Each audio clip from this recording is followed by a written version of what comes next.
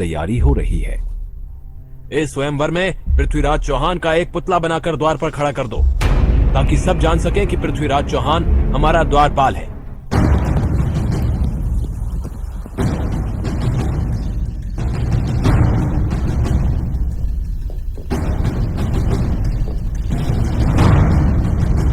महाराज, अभी अभी सूचना मिली है कि आपके अपमान के उद्देश्य से जयचंद ने आपका पुतला बनवाकर द्वारपाल के रूप में लगवाया है।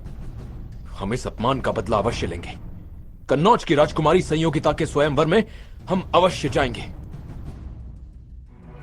आज कन्नौज के राजमहल में संयोगिता का स्वयंवर है। हिंदुस्तान के कई सम्राट उपस्थित हैं। संयोगिता जयमाला के लिए सभी सम्राटों को अस्वीकार कर आगे बढ़ती हैं और पृथ्वीराज चौहान की प्रतिमा को देखकर रुक जाती हैं।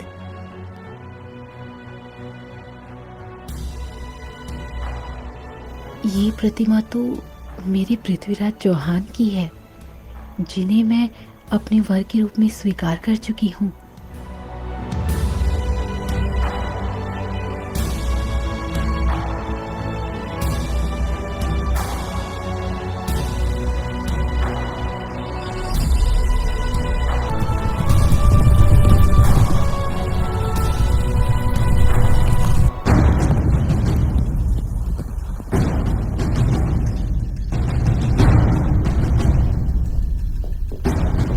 संयोगिता ने मेरी प्रतिमा को जयमाला पहनाई, अतः ये मेरी पत्नी हुई।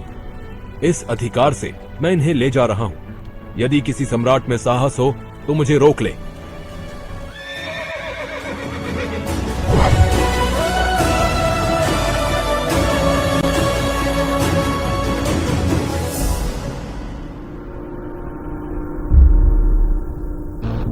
पृथ्वीराज चौहान ने भरी सभा में हमारा अपमान करके अच्छा नहीं किया।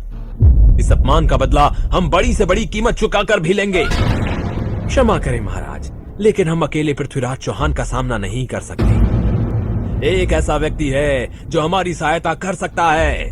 वो है गजनी का सुल्तान मोहम्मद गौरी। मैं गौरी के साथ संधि कर पृथ्वीराज चौहान को नष्ट कर दूंगा और दिल्ली का शासक बन जाऊंगा। मंत्री जी, शीघ्र ही हमारा संधि का प्रस्ताव गौरी तक पहुंचाइए। संधि प्रस्ताव लेकर जयचंद का दूत गजनी के सुल्तान मोहम्मद गौरी के पास जाता है।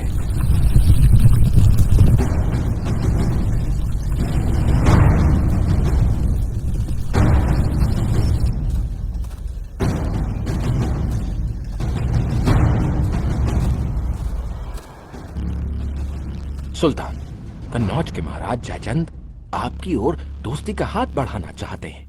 आप पृथ्वीराज चौहान पर आक्रमण करें। हमारी सेना आपके साथ है। सारी दौलत आपकी होगी और दिल्ली का सिंहासन महाराज जयचंद का।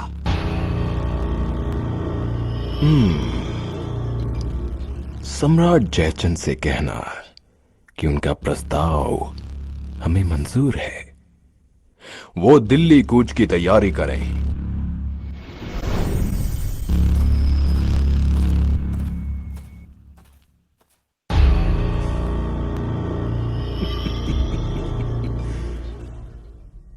चाहे कोई कितना ही बलवान क्यों ना हो, फूट इंसान को कमजोर बना देती है।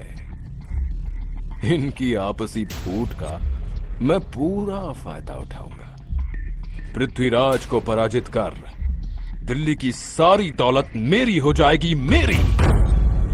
अब गजनी सोने की चिड़िया कहलाएगा।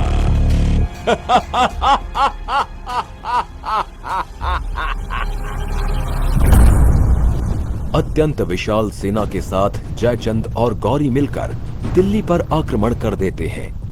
उनकी विशाल सेना ऐसे लग रही थी मानो वो दिल्ली को निगल जाएगी।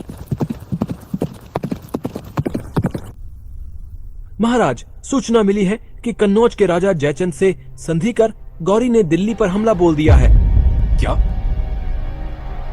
जयचंद ने गौरी से संधि कर ली? हम बाहर के दुश्मन को तो एक बार माफ कर सकते हैं, लेकिन देशद्रोही को नहीं। सैनिकों, युद्ध के लिए तैयार हो जाओ।